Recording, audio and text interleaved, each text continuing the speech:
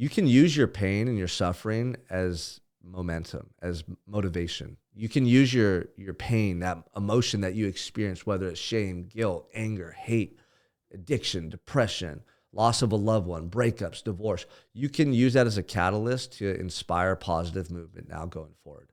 Like the stuff that you went through doesn't have to continue to wreak havoc on your life and cause harm over and over and over.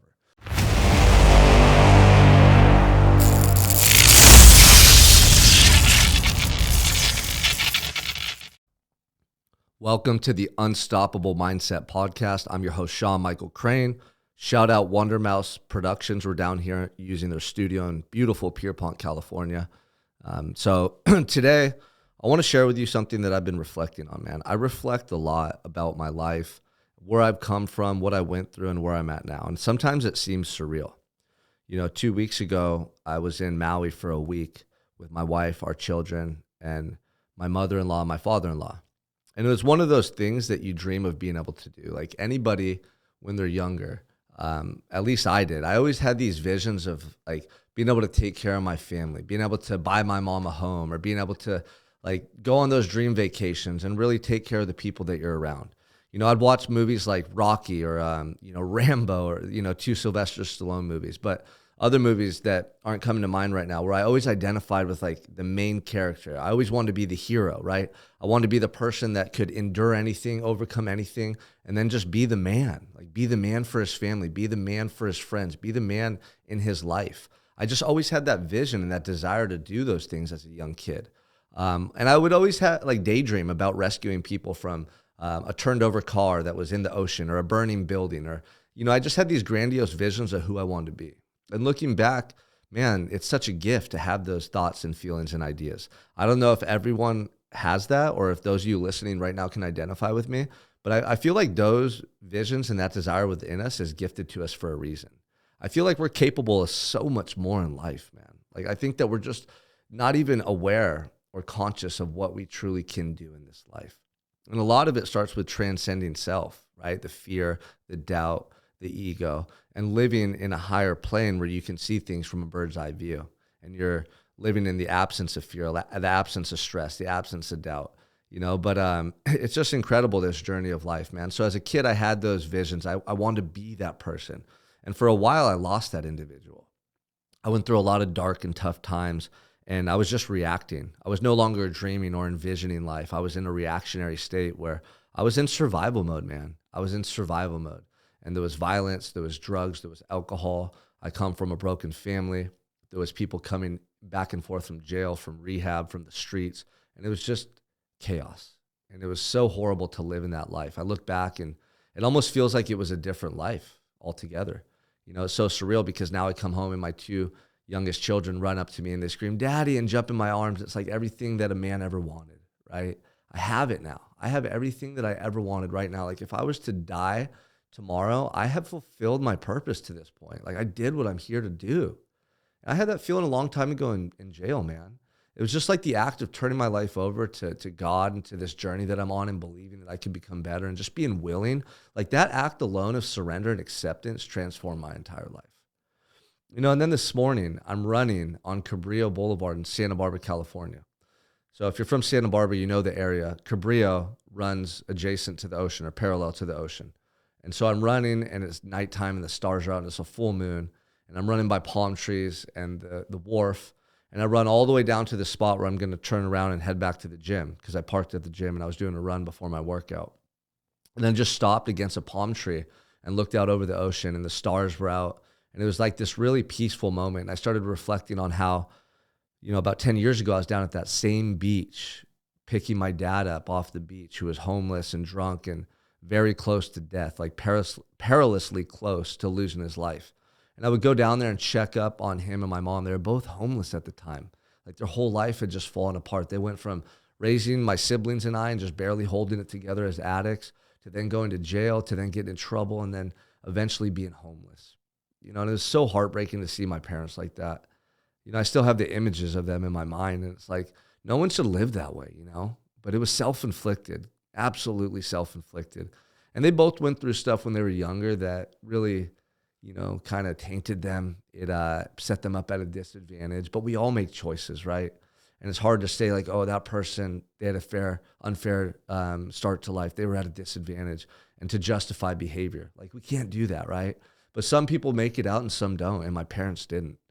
And I'll never forget one day going down there and seeing my dad laying in the sand. And he looked like Tom Hanks from Castaway. He was so skinny. He had let his facial hair grow out. His hair was long. And he was malnourished and drinking a lot, so he couldn't even get his body up off the beach. And he was just laying in the sand on his sleeping bag. And I remember it broke my heart, so I picked him up and I took him back to my place. And at the time, I lived in a studio with my girlfriend. So we had one bedroom and a living room. And here I bring my dad, drunk, home to live with me and my girlfriend. And I knew that that relationship wasn't going to last. So I wasn't going to let my dad die on the beach over that relationship. And in hindsight, was that the right thing to do? I don't know, but I made the choice. And I'm glad I did, because now I look back and I'm like, well, I did everything I could for my dad. I did everything I could for my family back then. And that's the way I've always been, but the moral of the story, and like why I'm sharing this with you, is because things change, man. Like, where you're at in your life right now isn't going to be where you're at in 10 years. Maybe not even a year from now. Like, people have this this thing about them where they believe that the way things are right now are the way they're going to be forever. And they're not. I've lived like 4 different lifetimes in my short lifespan thus far. I'm only 34, but I feel like I've lived 4 full lives. Just the amount of things I've experienced, the trauma I've gone through, the triumphs, the highs I've experienced as well. Like, I'm on this roller coaster, man, and I'm just embracing it now. But for those of you that feel stuck or lost or hopeless, like, keep fighting, keep going. Things can change for you. I'm that guy that was using drugs every day, and here I am speaking to you, speaking on stages, coaching men, helping them to be better fathers, better husbands, live better lives. Like, I was that guy in prison for 5.5 years who no one thought was going to come out and rebuild his life. I came out, I wrote a book, I did a TED Talk. Like, I'm coaching, I'm speaking, I'm traveling, I'm raising a family. Like, I'm defying the odds, right? I'm proving to others what's possible. And I want to be that source of inspiration. I want to live as a leader and example. That gives me pride. That makes me feel good, because I was once that guy who needed it. I was once that guy that just needed a helping hand, or, a little bit of belief, or a second chance. Like, I know what that's like. So when I get guys that join my program, or guys that reach out to me that I get to mentor, I love it. It's not about the money. It's not about the clout. It's about the impact. And some people say that, but they don't mean it. I do. I was doing this for free in prison, working with other guys, because I know the pain and suffering that takes place in someone's life when they're in that low state, when they're close to rock bottom, when they're battling addiction, when depression is eating them away. Like, that's the worst feeling in the world. And I know that feeling. And I want everyone to experience what I feel now, which is joy, love, gratitude. Literally running in the morning and taking a second to pause and go, thank you, God, I'm living the life of my dreams. Like, thank you for not giving up on me. Thank you for this second chance. Thank you for my wife. Thank you for my children. Thank you for all those tough times with my parents. Like, thank you for the tough, hard experiences you gave me in life. They made me. Thank you for the suffering. Like, imagine being able to get to a point in your life where you're grateful for your pain and suffering, right? The way I perceive this and the way I talk about it and think about it is like, I'm making all that young boy's pain and suffering right by the way I live now. So if you're somebody and you come from a broken home like I did, or you battled addiction, or you lost your parents, or you've done bad things, like, you can make it right. You can seek redemption like I have, and you can get to a place in your life where you have equalized things, like the good that you've put out into the world now overcomes the bad that you once put out, or the bad that you once experienced, right? It triumphs it. It overcomes it. And so, like, that's my mindset, is every day I'm going to do right for other men, do right for my clients, do right for my family, my community, because I'm still making it right for that young boy that suffered and struggled. And it's so surreal. Like, I'll have those experiences like I did this morning, where I'm doing something that brings me so much joy. I'm running early in the morning. I'm, facing those excuses. I'm conquering that, what we call the bitch voice, through action every day, and becoming someone I'm proud of. And yet I can pause and still, like, take myself back 10 years to being on that very beach, picking up my dad, who was dying. And it's just so crazy to have these memories, and then, like, you're creating this new life, but those memories never leave you. So, one of the things I do, and I want to leave off on this, I want to bring this point to you guys before I stop.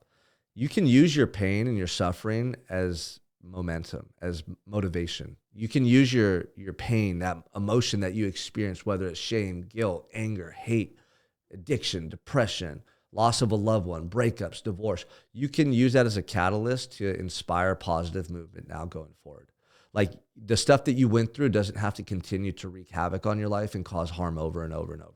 And you see people who have incredible stories, who have overcome addiction, who have overcome all these crazy circumstances, and they learned how to leverage that experience and channel that energy into positive action that moved their life forward.